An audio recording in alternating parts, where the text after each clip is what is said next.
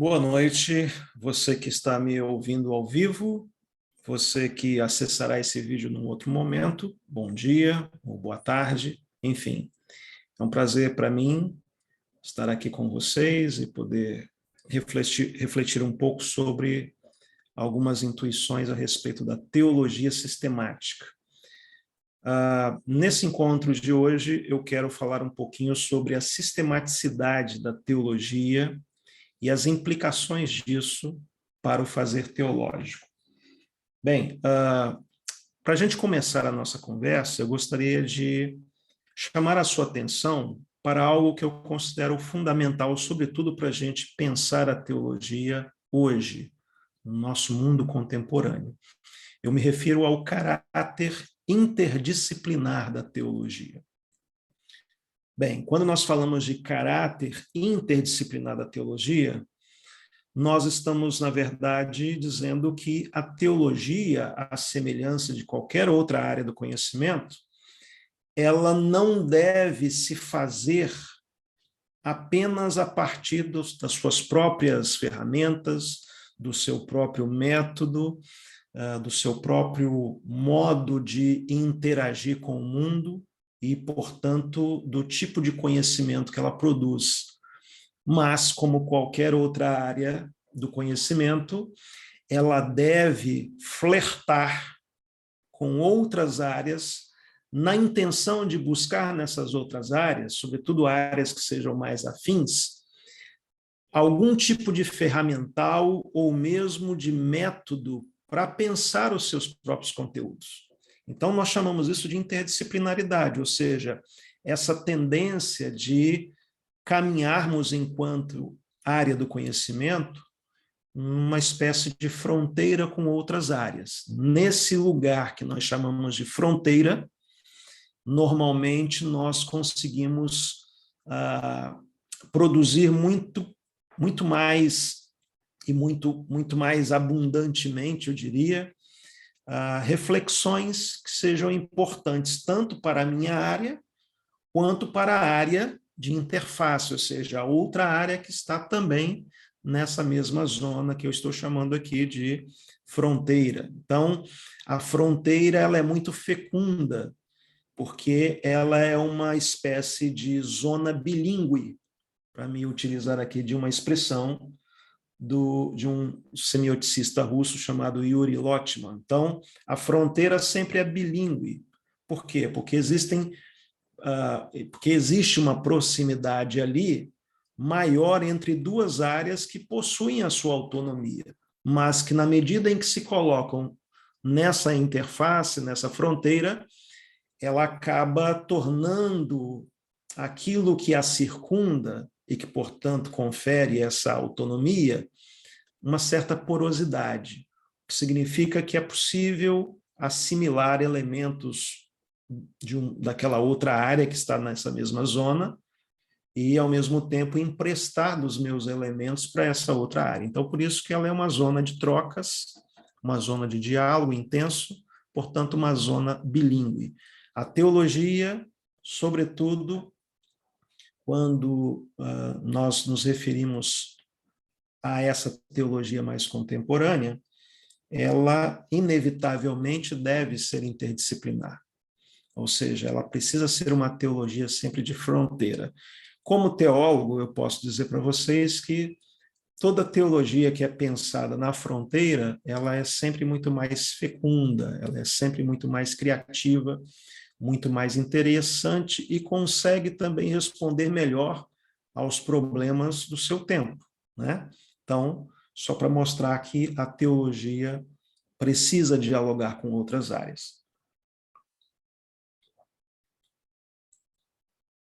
É por isso, então, que num curso de teologia, como esse que você está fazendo, existem outras áreas, como, por exemplo, filosofia, sociologia, antropologia, psicologia, que são áreas com as quais a teologia frequentemente está flertando, está dialogando, e esse diálogo normalmente enriquece muito o fazer teológico. Bem, eu estou fazendo essa introdução só para fazer a seguinte afirmação. existe uma relação de todas, talvez, que a teologia já teve com outras áreas, que é extremamente especial, porquanto é também mais antiga. Eu me refiro à relação entre teologia e filosofia. Então, essa relação entre teologia e filosofia gerou aquilo que nós chamamos de formulação da teologia sistemática. Em certo sentido, o que eu estou dizendo é que a teologia sistemática ela surge desse encontro, surge dessa relação interdisciplinar entre teologia e filosofia. E isso, pelo menos desde a época dos padres da igreja, né? Então, eu me refiro aí a uma relação muito fecunda, mesmo que em muitos momentos conflituosa, tumultuada, mas sempre muito fecunda. A teologia sistemática, ela nasce desse encontro. A formulação das doutrinas cristãs sempre, desde o início, exigiu a formulação, melhor, a formação de uma opinião crítica, e uma opinião crítica que fosse capaz tanto de avaliar conteúdos teológicos quanto as próprias limitações das várias formas de pensamento filosófico à luz do conhecimento de uma história mais ampla, né? Enfim, então veja, o que eu estou dizendo, desculpa, o que eu estou dizendo é que a teologia sistemática nasce dessa necessidade de dar uma resposta que seja crítica e que seja também embasada por outra área do conhecimento, que no caso era a teologia. Desculpa, que no caso era a filosofia. Então, o que eu quero dizer é que a teologia sistemática, ela nasce desse encontro, mas, por outro lado, não é possível também, mesmo hoje, a gente fazer essa passagem daquilo que chamamos de exegese diretamente à pregação. Se a gente pudesse eleger duas instâncias, dois polos, né, nesse processo de interpretação e de formulação da teologia, a gente poderia colocar esse processo de, num ponto, a exegese, que começa com a exegese e talvez termine aí com a pregação. Se a gente pensar, por exemplo, um cristão qualquer que seja, e que deseja pregar a palavra, ele, se é alguém que quer fazer um trabalho bem feito, ele vai começar esse trabalho lá na exegese. Vai pegar o texto, vai tentar interpretar o texto, vai tentar usar as ferramentas exegéticas para traduzir esse texto da melhor maneira possível, traduzir o seu sentido, entender, compreender o texto, e para que então ele possa dali tirar algumas lições, enfim, algumas aplicações que possam ser direcionadas ao seu público. A gente chama isso de pregação. O Wolfgang Pannenberg, que é um teólogo protestante que escreveu muita coisa boa e que faz parte da tradição da teologia, ele disse certa vez que não era possível fazer essa passagem da exegese diretamente à pregação, como talvez muitos pressuponham ser possível, porque não basta dissecar o texto exegeticamente e achar que isso é suficiente para se chegar à pregação. Ou seja, entre uma coisa e outra existe inevitavelmente a intermediação da reflexão teológico-sistemática. Então, veja, se você está conseguindo imaginar aí, né, aquilo que eu estou falando, pense de um lado a exegese como o princípio do processo, do outro lado a pregação como final desse processo, e no meio nós temos a teologia sistemática. Veja, a teologia sistemática é essa área que transforma aquela reflexão exegética e bíblica em blocos que podem agora mais facilmente se colocar como uma espécie de material já interpretado para que então o pregador possa fazer o bom uso dele e chegar ao seu ouvinte, né? Então, a teologia sistemática, nesse sentido, é uma das subdivisões da teologia, ao lado da teologia bíblica, da teologia histórica, da teologia prática, né? Nós temos, pelo menos tradicionalmente falando, esses 4 grandes blocos da teologia que se configuram o seu espectro disciplinar. Então, teologia bíblica, teologia histórica, teologia prática e teologia sistemática, né? Bem, a teologia sistemática, enquanto tal, se incumbe, portanto, de transformar as várias narrativas bíblicas e que se encontram, por exemplo, espalhadas pelas escrituras, em blocos doutrinários, que sejam coesos e que sejam homogêneos, como eu disse. Doutrinas como, por exemplo, a doutrina da fé, a doutrina da Trindade ou a doutrina das últimas coisas, não estão na Bíblia como doutrinas. Isso é importante afirmar aqui, porque tem muito aluno de teologia que acredita que as doutrinas estão já prontas e formuladas. Isso que a gente estuda em teologia sistemática já está pronto ali na Bíblia. Não, a Bíblia é um conjunto de narrativas.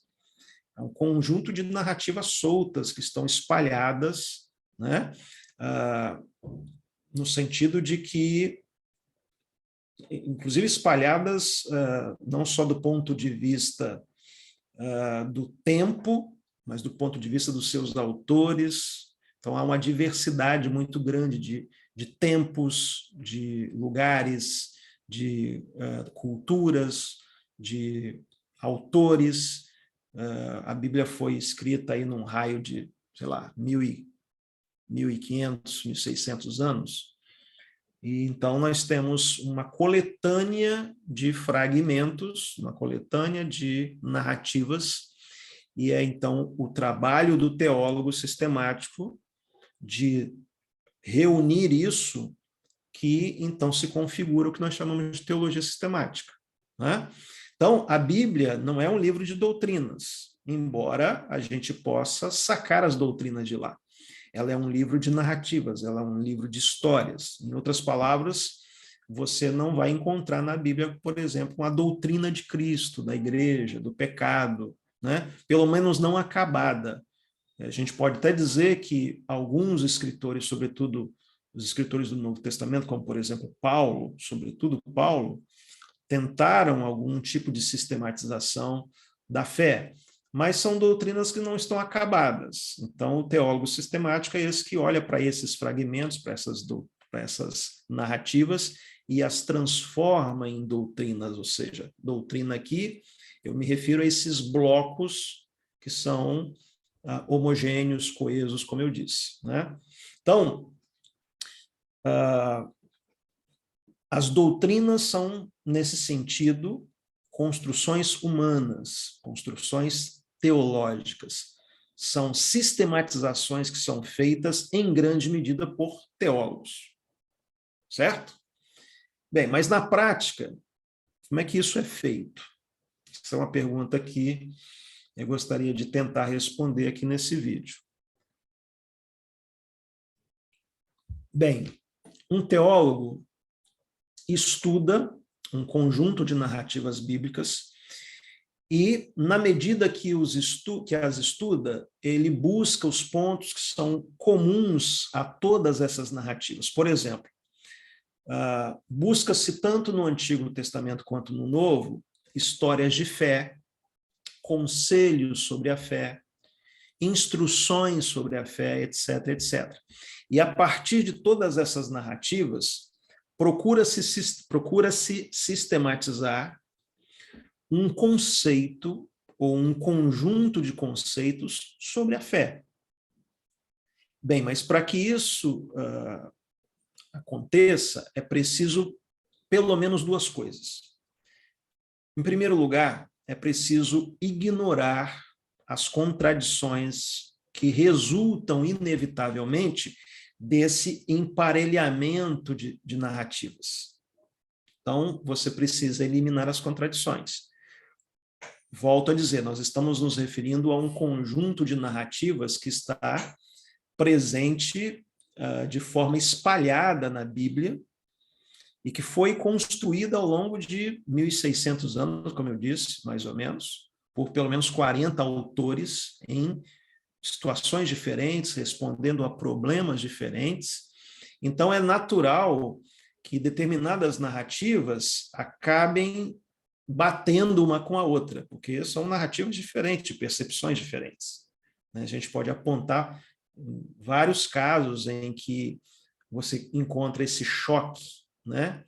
Em alguns casos mais forte, em outros menos forte, mas em alguns casos você tem um choque de percepções, certo? Bem, o teólogo sistemático, na medida que ele procura construir um bloco desses, ele precisa ignorar essas possíveis contradições, né?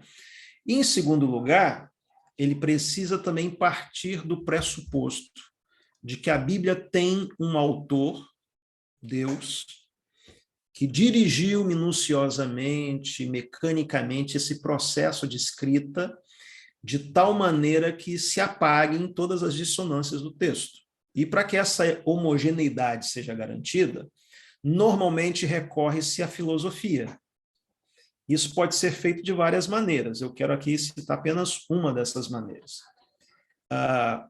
Veja, quando você aproxima narrativas que foram escritas por pessoas diferentes, em tempos diferentes, sob circunstâncias diferentes e motivadas por interesses diferentes, é preciso, como eu disse, suprimir as contradições. E para que isso aconteça, é necessário concluir que as contradições são ruins. Porque, veja, eu estou aqui partindo de um pressuposto, mas eu ainda não resolvi, e muita gente parte do pressuposto de que isso já está resolvido, mas eu digo que não está, eu preciso concluir que a contradição é uma coisa ruim, para que eu me livre dela, certo? Normalmente, a contradição já é percebida por todos nós de modo pejorativo, ou seja, ela é uma coisa ruim. Então, quando você fala assim, fulano de tal entrou em contradição consigo mesmo, isso normalmente não é uma coisa boa, né? Mas a pergunta que a gente poderia colocar é, será que todas as contradições são inevitavelmente ruins? Contradições não só na fala, mas e o que dizer, por exemplo, das contradições existenciais? Então, para que eu faça esse ajuste, esse emparelhamento de narrativas, para que eu costure isso fique homogêneo e coeso, eu preciso eliminar as contradições, julgando que elas sejam em todo o tempo ruins. Então, já há um pressuposto aqui com o qual, normalmente, um teólogo vai ter que trabalhar. Ou seja, as coisas não estão totalmente claras. E o teólogo tem que tomar decisões, tem que partir de pressupostos. Esses pressupostos não estão necessariamente resolvidos. Na Bíblia, por exemplo, não está dizendo se a contradição é uma coisa boa ou ruim. Aliás, a noção de contradição ela é muito recente. Ela remonta aí pelo menos ao século XVII, no contexto da chamada Revolução Científica, né? Pelo menos no sentido que a gente entende hoje. Mas a contradição, numa perspectiva mais ampla, ela é mais antiga. Ela remonta pelo menos ali aos filósofos gregos antigos, sobretudo Aristóteles. Aristóteles é um filósofo, né, não teólogo, filósofo, que trabalhou um pouco essa ideia de contradição. Mas e a contradição antes de Aristóteles? Como é que ela era pensada? Ela era um problema? Será que os escritores bíblicos tinham uma ideia clara, tal como nós a temos hoje, da questão da contradição? Será que eles pensavam a contradição no sentido lógico que nós entendemos hoje? Muito provavelmente não. Então, parte-se de um pressuposto que a contradição é uma coisa ruim e que aqueles que escreveram as escrituras sabiam disso. É um pressuposto, isso não tem como a gente aferir isso. E, nesse caso, nós estamos lidando com um pressuposto filosófico. E aí, então, eu retorno ao início da minha aula, quando eu disse que há uma relação entre teologia e filosofia, que é uma relação antiga, que, apesar de ser uma relação conturbada em alguns momentos, ela é extremamente fecunda, e a teologia sistemática praticamente nasce desse encontro entre a teologia e a filosofia, ou, melhor dizendo, entre o cristianismo e a filosofia. Bem, então nós partimos aqui, quando falamos de contradição, de um pressuposto filosófico. Eu me refiro aqui, na verdade, a um princípio que até hoje orienta um tipo específico de raciocínio. Eu me refiro ao chamado princípio da não contradição, que é uma formulação do filósofo Aristóteles, como eu disse. E essa formulação serviu e ainda serve para orientar o raciocínio lógico. Mas veja, o que era, volto a fazer a pergunta, o que era a lógica antes de Aristóteles, antes de Platão? Será que os pensadores bíblicos, escritores bíblicos, tinham essa ideia de uma contradição em nível lógico, tal como a filosofia trabalhou e depois a ciência, digamos assim, melhorou ou amplificou esse conceito? Esse princípio, que é chamado princípio da não contradição, ele diz mais ou menos o seguinte: uma coisa não pode ser e não ser ao mesmo tempo e sob as mesmas circunstâncias. Por exemplo, não pode estar chovendo e não chovendo ao mesmo tempo. Porque se assim acontecesse, nós estaríamos diante de uma contradição. Esse é o princípio da não contradição elaborado por Aristóteles. Uma coisa não pode ser e não ser ao mesmo tempo e sob as mesmas circunstâncias, certo? Agora, veja, o que dizer do pensamento simbólico que não trabalha a partir desse princípio? Será o princípio da não contradição a única forma de construir raciocínios? A contradição, a contradição é sempre algo que se deve evitar? Ou há casos em que ela simplesmente precisaria ser assumida? Uma pergunta importante. Outra pergunta importante: o que dizer das contradições existenciais? Como, por exemplo, a retratada por Paulo lá em Romanos 7, entre os versos ali 15 e 24, mais ou menos. O que dizer daquela expressão existencial de Paulo, quando diz: o que eu quero fazer eu não faço, mas o que eu não quero fazer, isso eu faço. Nós estamos ali diante de uma contradição em nível existencial. E não há nada nesse texto que indique que Paulo teria resolvido esse problema. Pelo contrário, é um problema que, a julgar pelo contexto desse texto, não foi resolvido por Deus. A minha graça te basta é uma expressão que poderia ser traduzida hoje como: olha, descanse aí porque isso não vai se resolver. Fique tranquilo porque não vai rolar, Traduzindo na linguagem de hoje. Então, veja, nós estamos ali diante de uma contradição. Veja, o que eu quero dizer aqui é que nenhuma teologia seria jamais sistematizada não fosse as ferramentas da filosofia.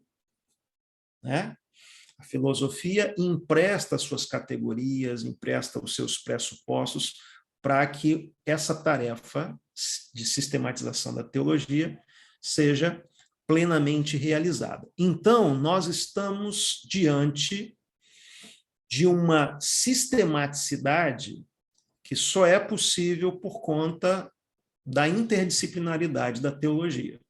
A teologia precisa, inevitavelmente, recorrer à filosofia. Eu aqui dei apenas um exemplo do princípio da não contradição, para que então esses blocos doutrinários sejam perfeitamente costurados e implementados, e, portanto, o pregador parta de algo mais ou menos interpretado, algo mais ou menos coeso, para então veicular essa mensagem aos seus fiéis. Então, é nesse sentido que o Pannenberg está dizendo que a gente não faz a transição direta da exegese à pregação. No meio, nós temos a teologia sistemática, que é essa tentativa de traduzir esses textos todos que estão fragmentados e soltos, para que então nós tenhamos uma mensagem para o público de hoje. A própria ideia de mensagem a alguém já implica num certo arranjo, numa certa sistematização, né? Porque a gente, quando se dirige a alguém, quando nós temos uma mensagem a comunicar, essa mensagem tem um mínimo de organicidade e um mínimo de organização para que faça sentido para quem está, de alguma forma, interessado pela mensagem cristã. Sobretudo para a mente contemporânea, é muito complicado colocar lado a lado narrativas que estão na Bíblia e que são completamente diferentes. Para a pessoa e para a mente contemporânea, é complicado, por exemplo, você olhar para alguns textos do Antigo Testamento que são marcados por uma certa violência, pela guerra, e concluir ao mesmo tempo que Deus é amor. Então é aí que entra o trabalho do teólogo sistemático de fazer essa arrumação, essa organização, de modo que o produto final seja coeso, seja homogêneo, como eu disse, abrir mão da contradição, né? Solapar a contradição, pressupondo que ela seja algo ruim, como eu disse, para que então isso faça algum sentido para as pessoas que estão consumindo essa informação. Agora, veja, eu diria, para a gente terminar aqui a nossa conversa, só a nível de crítica, que, embora esse trabalho de sistematização da teologia seja inevitável e importante, e eu não estou dizendo aqui que é necessariamente errado você se apossar de determinadas ferramentas como essa da filosofia, a lei da não contradição, porque sem ela nenhuma teologia jamais poderia ser sistematizada. Então ela é importante, ela é válida, né? Esse princípio é usado até hoje por todo mundo que faz ciência, de qualquer tipo que seja. Então, nós estamos falando de algo importante. Mas, por outro lado, a gente não pode exagerar muito nisso, porque chega um momento que as costuras do teólogo se tornam extremamente artificiais. Quer dizer, em algum nível elas já são artificiais, mas elas acabam, às vezes, exagerando nisso. E a gente perde de vista outras possibilidades da teologia. Por exemplo, se eu olho para esse texto de Romanos, capítulo 7, esse problema, essa contradição existencial testemunhada ali pelo Paulo, e eu consigo entender que isso não foi resolvido, e eu consigo aceitar isso, ou seja, aceitar a manutenção da contradição como um elemento humano inevitável, isso me leva para outros caminhos, e que podem ser muito bons. Por exemplo, eu posso aprender com isso a não ignorar o fato de que dentro de mim lateja, de alguma forma, duas forças contrárias, e que isso me indica, de alguma forma, que eu preciso estar alerta o tempo todo. Eu preciso nutrir uma parte, tentar ignorar a outra, mas ignorar no sentido de não nutri-la, não de não ter consciência dela. Porque quando nós não temos consciência dos nossos problemas, das nossas contradições, nós também não conseguimos conduzir muito bem a nossa vida. Né?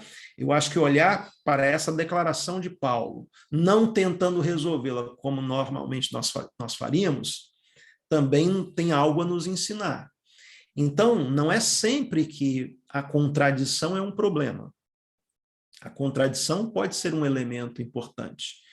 E, inclusive, pode afrouxar a minha mente para conseguir entender outras relações. Por exemplo, a ideia da divindade versus humanidade de Jesus é algo que não dá para você aplicar a lei da não contradição. Não funciona.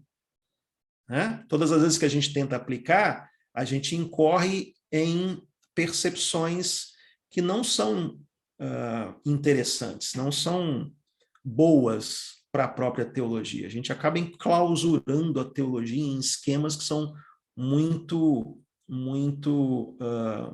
opressores, digamos assim, da própria teologia. Então, há um nível em que a linguagem simbólica que não passa por essa questão da não contradição vai ser importantíssima para a gente entender um texto bíblico, para a gente entender as dificuldades de alguém, né? Então, não é sempre que a contradição é uma coisa ruim. E é talvez exatamente por isso que alguns teólogos contemporâneos estão, se não desistindo completamente, pelo menos tirando o pé dessa necessidade de sistematizar de forma muito rígida a teologia. Ou seja, nós estamos caminhando cada vez mais para uma assistematicidade da teologia. Ou então, para um olhar da teologia sistemática que não seja um olhar final, que é como muitos de nós e muitas das nossas igrejas acabam olhando para a teologia sistemática, ou seja, como uma palavra final. Então, a gente escolhe um teólogo que mais ou menos condiz com a nossa visão de mundo e a gente acha que aquela ali é a última palavra sobre aquele assunto. Então, a teologia sistemática, quando ela é olhada nessa perspectiva de ser a última palavra, ela não é boa. E é por isso que alguns teólogos estão, então, tentando assumir a contradição também no texto bíblico como algo que pode ser interessante e que mostra percepções diferentes de autores diferentes.